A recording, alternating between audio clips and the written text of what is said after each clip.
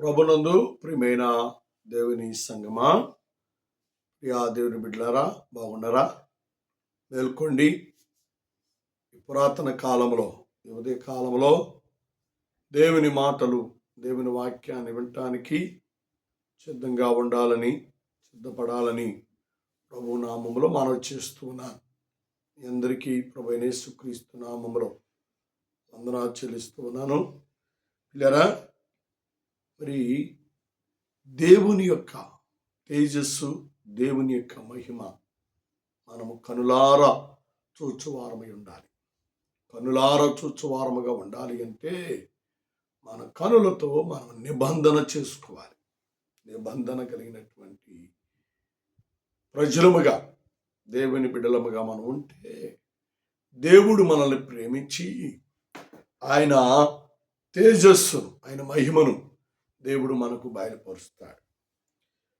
మరి మనము నిన్నటి దినాన చాలా శ్రేష్టమైన మాటను దేవుడు మనం జ్ఞాపకం చేసుకున్నాం. ప్రత్యక్ష గుడారములో దేవుని మహిమతో నింపాడు. అది ఇజ్రాయేలు ప్రజలు చూచున్నట్లుగా దేవుడు ఐగుప్తు నుండి వారిని బయటికి తీసుకురావడానికి మోషేను, అహరోనులను దేవుడు సిద్ధపరిచాడు. పిల్లరా, దేవుడు తన ప్రజలకు మహిమను చూయించాలి, తేజస్సును చూయించాలి, ప్రకాశమును చూయించాలని దేవుడు ఆశపడుతున్నాడు. ఆశపడే మోషే, అహరోనుల ద్వారా దేవుడు ఎన్ని గొప్ప కార్యాలు జరిగించాడు, ఎన్ని అద్భుత కార్యాలు, మహాద్భుత కార్యాలు, సూచక్రియలు జరిగించాడు. కారణం ఏంటి అంటే ఇజ్రాయేలు ప్రజలు ఆ బానిసత్వంలో బ్రతుకుతూ ఇదే జీవితం అనుకున్నారు, ఇదే బ్రతుకు అనుకున్నారు. మేము చనిపోయేంత వరకు మా జీవితాలు ఇలాగే ఉంటాయి అనుకున్నారు. కానీ అలాగ ఉండటానికి దేవుడు ఒప్పుకోలేదు. కారణం ఏం తెలుసా? ఇజ్రాయేలు ప్రజలు ఒక్కొక్కరు ఒక్కొక్క మందిరమై ఉన్నారు, దేవుని దేవాలయం ఉన్నారు. అదిగానే 1 కొరింథీ 3:16 మీరు దేవుని మందిరమై ఉన్నారని మీరు ఎరుగరా? దేవుని పిల్లలము, దేవుని మందిరములు మనము మందిరమును తేజస్సుతో నింపుకొని, ప్రకాశముతో నింపుకొని, దేవుని యొక్క సన్నిధిలో ప్రకాశించబడే వారముగా ఉండాలని దేవుడు కోరుకుంటే, ఇలాంటి దేవుని మందిరం అనబడి ఈ ప్రజలు భ్రష్టత్వంలో బతుకుతున్నారు, బానిసత్వంలో బతుకుతున్నారు. అదే దేవుడు ఒప్పుకోలేదు. కానీ దేవునికి ఒక ఆత్మ సంబంధమైన మంచి ఉద్దేశం కలిగి తన ప్రజలకు విడుదల కలిగించాలని ఆశపడ్డాడు. అదే ఆలోచన పిల్లరా, తన ప్రజల పట్ల భారము కలిగినటువంటి వ్యక్తి భూలోకంలో ఒక అతను ఉన్నాడు. ఆయనే డాక్టర్ బిఆర్ అంబేద్కర్. నా ప్రజలు అట్టడుగునటువంటి స్థితిలో ఉన్నారు. నా ప్రజలు మూతికి ముంత, ముడ్డికి తాటాకు కట్టుకొని, స్త్రీలు కానీ పురుషులు కానీ సరైన వస్త్రం లేక, సరైన నివాసం లేక బానిసత్వంలో బ్రతుకుతున్నారు. నా ప్రజలకు విడుదల కలగాలని దేవుడే డాక్టర్ బిఆర్ అంబేద్కర్ గారికి మంచి ఆత్మ సంబంధమైన జ్ఞానం ఇచ్చాడు. నిజంగా ఆ జ్ఞానం ఎంత ఎంత విలువైనదో పిల్లరా. కాబట్టే ప్రపంచ దేశాలలో సుమారు కొన్ని దేశాలకు రాజ్యాంగాన్ని నిర్మించినటువంటి వ్యక్తిగా దేవుడు డాక్టర్ బిఆర్ అంబేద్కర్ని వాడుకున్నాడు. ప్రపంచ దేశాలే అంబేద్కర్ గారికి సెల్యూట్ కొట్టింది. అంత జ్ఞానం. ఆ జ్ఞానానికి మూలమేం తెలుసా? డాక్టర్ బిఆర్ అంబేద్కర్ గారు యెహోవా యందలి భయభక్తులు కలిగి ఉండుటయే జ్ఞానమునకు మూలం. దేవునికి భయభక్తులు కలిగి ఉన్నాడు. కారణం ఏంటి అంటే భయభక్తులు గలవాడు తల్లిదండ్రులను సన్మానిస్తాడు. భయభక్తులు గలవాడు భార్యను ప్రేమిస్తాడు. భయభక్తులు గలవాడు సాటి మనిషిని ప్రేమిస్తాడు. భయభక్తులు గలవాడు సాటి సమాజాన్ని బాగు చేయడానికి నిలబడతాడు.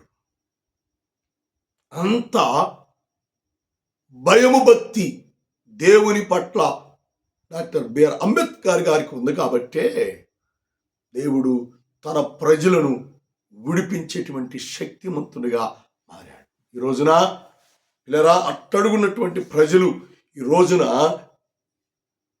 మంచి వస్త్రాలు ధరిస్తున్నారు అంటే, మంచి భోజనం తింటున్నారు అంటే, మంచి గృహాలు కట్టుకొని జీవిస్తున్నారు అంటే పిల్లరా, ఇది డాక్టర్ బిఆర్ అంబేద్కర్ యొక్క ఆలోచనల నుంచి వచ్చినటువంటి రాజ్యాంగం యొక్క నిర్మాణాన్ని బట్టియే మన స్థితిగతులు మార్చబడ్డాయి, మన పరిస్థితులు మార్చబడ్డాయి. మూతికి ముంత పోయింది, ముడ్డికి తాటాకుపోయింది, బట్టలు లేనటువంటి స్థితిగతులు మార్చబడ్డాయి. ఈరోజు దేవుని యందలి భయభక్తులు కలిగినటువంటి డాక్టర్ బిఆర్ అంబేద్కర్ గారు రాసినటువంటి రాజ్యాంగము పిల్లరా, మానవులమైనటువంటి మనకు మన స్థితిగతులు మార్చివేయబడ్డాయి, పరిస్థితులు మార్చబడ్డాయి. ఈ రోజున మంచి బట్టలు వేసుకుంటున్నాం, టై కడుతున్నాం, షూ వేస్తున్నాం, బూట్ వేస్తున్నాం, ఉన్నతమైనటువంటి కారులో లగ్జరీ జీవితాన్ని అనుభవిస్తున్నాము అంటే దేవుడిచ్చిన జ్ఞానాన్ని బట్టి, డాక్టర్ అంబేద్కర్ గారు రాసిన రాజ్యాంగాన్ని బట్టి ఈరోజు మనం అందరం సంతోషంగా జీవిస్తున్నాం. నేను అనుకుంటాను, ఐగుప్తు ప్రజలను ఇజ్రాయేలు ప్రజలు విడిపించడానికి మోషే గారిని దేవుడు ఎలాగో నిలబెట్టి వాడుకున్నాడో, ఇప్పుడున్నటువంటి నాగరికతలో ప్రజలను వారి స్థితిగతులు మార్చు నిమిత్తమై మోషే లాంటి నాయకత్వాన్ని అంబేద్కర్ గారికి ఇచ్చి ప్రపంచం యొక్క స్థితిగతులను మార్చగలిగినటువంటి ఒక చట్టాన్ని రూపొందించినటువంటి గొప్ప ఆత్మ సంబంధమైనటువంటి వ్యక్తిగా ఈరోజు దేవుని స్తుతిస్తున్నాం. దేవునికి స్తోత్రం, హల్లెలూయా. పిల్లరా, ఆ దినాన మోషే గారు ఐగుప్తు ప్రజలు, ఇజ్రాయేలు ప్రజల యొక్క స్థితిగతులు మార్చడానికి ఎలాగో దేవుడు వాడుకున్నాడో ఈనాటి ప్రజలను 1900 సంవత్సరం 2000 సంవత్సరం ఈ కాలాలలో మన స్థితిగతులన్నీ మార్చబడటానికి దేవుడు డాక్టర్ బిఆర్ అంబేద్కర్ గారిని వాడుకున్నాడు అని ధైర్యంగా చెప్పగలగడానికి దేవుడు నాకు మంచి ఆలోచన దేవుడు నాకు ఇచ్చాడు. దేవునికి స్తోత్రం. నిజంగా పిల్లరా, ఈ రోజున మనల్ని మనము రక్షించుకుంటూ అనేకులకు రక్షణ కలిగించేటువంటి ధైర్యం దేవుడు మనకిచ్చాడు. నెంబర్ 1, బైబుల్ భారతదేశ చట్ట ప్రకారంగా, గవర్నమెంట్ చట్ట ప్రకారంగా అంబేద్కర్ రాసినటువంటి రాజ్యాంగం. పిల్లరా, మన జీవితాలలో మనం మేలు పొందుకోవాలి అంటే దేవుని మందిరము అనబడినటువంటి మనల్ని బాగు చెయ్య నిమిత్తమై, ఐగుప్తు ప్రజల యొక్క జీవితాలను బాగు చెయ్య నిమిత్తమై మోషేను దేవుడు ఎన్నుకున్నాడు. ఈనాటి ప్రజలను బాగు చేయ నిమిత్తమై డాక్టర్ బిఆర్ అంబేద్కర్ని వాడుకున్నాడు. మనందరికీ మహిమ కలిగినటువంటి శరీరములో మహిమ కలిగినటువంటి తేజస్సుతో నింపటానికి లోకరక్షకుడైనటువంటి యేసుక్రీస్తు వారు లోకములో జన్మించాడు. బాబు, ఆయన ఉండు స్థలములో మనము ఉండులాగున ఆయన మనకు మహిమ తేజస్సును ఆయన మనలో జీవింపచేస్తున్నాడు అని దేవుని వాక్యము ద్వారా దేవుడు మనకు జ్ఞాపకం చేస్తున్నాడు. కాబట్టి పిల్లరా, మనల్ని మనం దేవునికి అర్పించుకుందాం, మనల్ని మనం దేవునికి సమర్పణ చేసుకుందాం. దేవుని మందిరాలుగా మనము గుర్తించబడి దేవుని తేజస్సుతో నింపబడదాం. అందుకని బైబిల్లో చక్కని మాట రాయబడింది పిల్లరా. చాలా అద్భుతమైన మాటను దేవుడు జ్ఞాపకం చేస్తూ మాట్లాడుతున్నాడు. చాలా చాలా ఆత్మ సంబంధమైన మాటను దేవుడు మనకు తెలియజేస్తూ ఉన్నాడు. చూడండి, బైబిల్ గ్రంథంలో చాలా అద్భుతమైన మాట పిల్లరా, చాలా శ్రేష్టమైన మాట.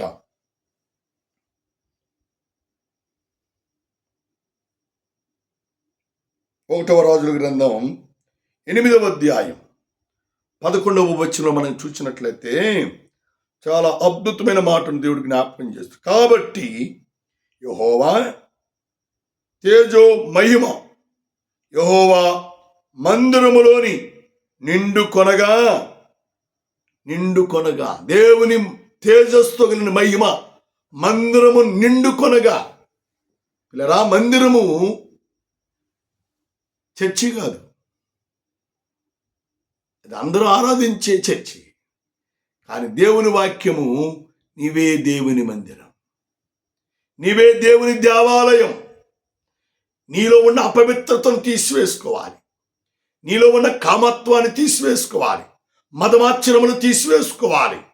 దేవుని యొక్క నామమును నువ్వు చూడగలిగినట్లయితే, దేవుని నామమును విశ్వసించగలిగినట్లయితే, దేవుని వాక్యమును నువ్వు నమ్మినట్లయితే, దేవుని వాక్యము మందిరము మీద ప్రకాశించినట్లుగా దేవుని మందిరం అనబడే నీ మీద ప్రకాశించబడుతుంది. దేవుని నామానికి స్తోత్రం. ప్రభునందు పిల్లరా, పాత నిబంధనలో మోషేను బట్టి ఇజ్రాయేల్ ప్రజల యొక్క స్థితిగతులు మార్చబడ్డాయి. లోకానుసారముగా డాక్టర్ బిఆర్ అంబేద్కర్ రాసిన రాజ్యాంగాన్ని బట్టి మన స్థితిగతులు మార్చబడ్డాయి.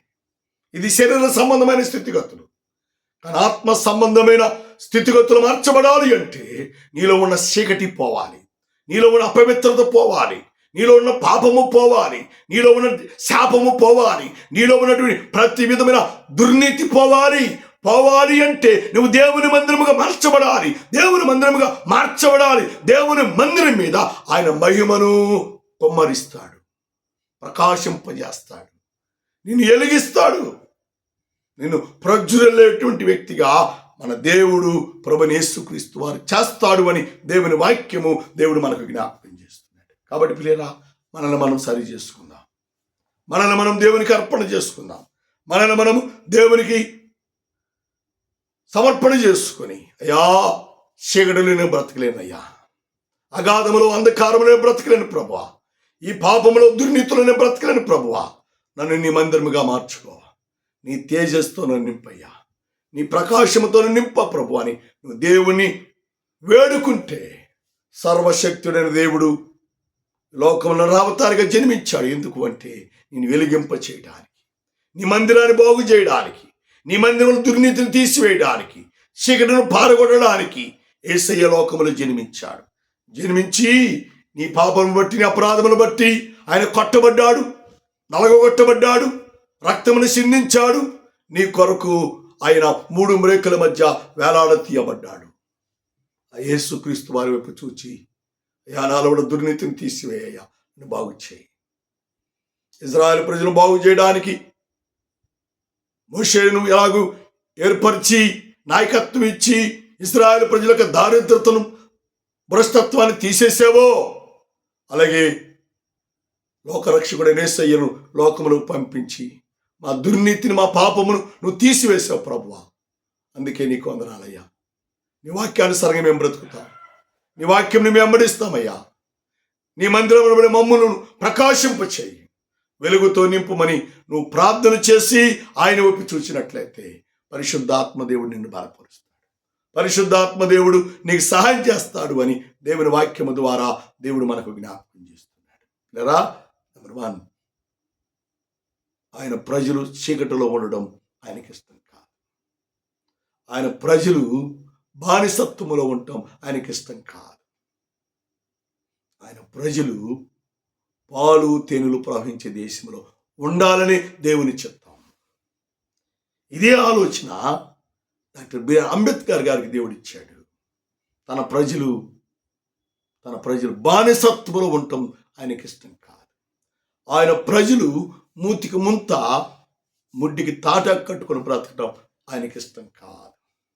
ఆయన ప్రజలు రాజ్యాంగంలో ఉన్నటువంటి హక్కులను కలిగి స్వేచ్ఛగా బ్రతకాలి నా ప్రజలు అని తాపాత్ర్యపడి, తపనపడి ఎన్ని రాత్రులు, ఎన్ని పగలు పిల్లరా నిద్ర ఆహారాలు మానివేసి తన జాతి కొరకు ఎంతో ప్రయాసపడి జాతి కొరకు పోరాడి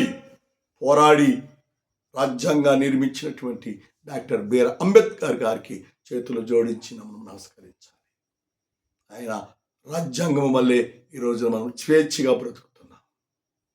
ఆయన రాజ్యాంగం వల్లే మనము 3 పూట్ల భోజనం చేస్తున్నాం. రాజ్యాంగం వల్లే మన మనుగడను మనము కాపాడుకోగలుగుతున్నాం. ఇది డాక్టర్ బిఆర్ అంబేద్కర్ గారికి దేవుడిచ్చిన జ్ఞానం, దేవుడిచ్చిన వెలుగు. ఆయన ఎలుగయ్యాడు, అనేకుల్ని వెలిగించాడు. ఎంత మంచి జ్ఞానం అండి. ఎలా అంబేద్కర్ నిన్ను నన్ను సృష్టించిన సృష్టికర్త అయిన దేవునికి ఉద్దేశం తెలుసా? మందిరం అనబడే నీవు చీకటిలో, నీవు బానిసత్వములో, నీవు అగాధములో అంధకారములో ఉండటం ఇష్టము కాకియే సర్వశక్తుడైన దేవుడు, మహిమోన్నతమైనటువంటి స్థలములో ఉన్నటువంటి దేవుడు తన ప్రజల కొరకు భూమి మీదకు దిగి వచ్చాడు. ఎన్నో కష్టాలు పడ్డాడు, ఎంతో కొరడా దెబ్బలు తిన్నాడు, రక్తమును సిందించాడు. నీ కొరకు ఆకారమును, సొగసును, స్వరూపాన్ని కోల్పోయాడు. ఎందుకు తెలుసా? మందిరం అనబడే నీవు కృంగిపోతున్నావు. మందిరం అనబడే నీవు చీకటిలో నలిగిపోతున్నావు. నేను వెలిగించు నిమిత్తమై, ఆయన తేజస్తో నిన్ను కప్పు నిమిత్తమై ఆయన లోకములోకి వచ్చి నీ కొరకు పిల్లరా ఆకారము, సగసును కోల్పోయి రక్తమును సిందించాడు, నిన్ను వెలిగించాడు. అవి యేసుక్రీస్తు వారి మనం చూద్దాం. మన జీవితాలు, మన బ్రతుకులు మార్చుకుందాం. దేవుని చిత్తానుసారమైన జీవితంలో మనం జీవించి నిత్య రాజ్యానికి, పరలోక రాజ్యానికి వారసులముగా, హక్కుదారులముగా మనం ఉండాలని ప్రభు పేరట, ప్రభు నామములో మనం చేస్తున్నాం. దేవుడి మాటలను, దేవుడి వాక్యాన్ని మనందరి కొరకు దీవించి, ఆదరించి, ఆశీర్వదించునుగాక. ఆమేన్, ఆమేన్, ఆమేన్. ప్రార్థన చేద్దాం. కృపామేడ, ప్రేమగణ మా తండ్రి, ఇంతవరకు మా మధ్య ఉన్నారు. నీ వాక్యము ద్వారా, నీ మాటల ద్వారా మీరు మాతో మాట్లాడారు. అందుకే నీకు వందనాలు. ఇతడు వాక్యాన్ని ఇరుగట్టండి, ఫలింపదయచి వాక్యానుసరం నడిచినట్లుగా, వాక్యానుసరంగా జీవించినట్లుగా మమ్మల్ని మీరు బలపరచమని, మీ కృప చేత ఆదరించి కనికరించమని, మహిమ ఘనత ప్రభా మీరు పొందుకోమని యేసును అడుగుచున్నాము తండ్రి. ఆమేన్, ఆమేన్, ఆమేన్. లేదా మరి పరిచర్య కొరకు, సంఘాల కొరకు ప్రార్థన చేయండి. పరిచర్య సంఘాలను దేవుడు బహుగా దీవించి, ఆదరించి, ఆశీర్వదించినట్లుగా మీ అనుదిన ప్రార్థనలో మీరు జ్ఞాపకం చేసుకోవాలని ప్రభు పేరట, ప్రభు నామములో మనవి చేస్తూ ఉన్నాను. లేదా అంత మాత్రమే కాదు, మరి మా సంఘాల కొరకు, పరిచర్య కొరకు, మా సంఘ బిడ్డలందరి కొరకు మీరు ప్రార్థన చేయండి. మీ కొరకును, మీ కుటుంబాల కొరకు, మీ బిడ్డల కొరకు మా అనుదిన ప్రార్థనలు మేము ప్రార్థన చేస్తున్నాం. దేవుడు మిమ్మల్ని, మీ కుటుంబాలను దేవుడు దీవించి, ఆదరించి, ఆశీర్వదించి, బలపరిచి, కనికరించును గాక. ఆమేన్. తండ్రి దయ, కుమారుని ప్రేమ, పరిశుద్ధాత్మ సహవాస సంబంధం ప్రార్థించిన ప్రతి అంశమునకును కూడి ఉన్న మనందరికీ దేవాని మొరపెడి ప్రతి ఆత్మ సల పరిశుద్ధులకు ఆయన రాకడ తోడి నడిపించి, దీవించి, సంరక్షించి, కాపాడి, ఆశీర్వదించి, సహాయం చేయను గాక. ఆమేన్.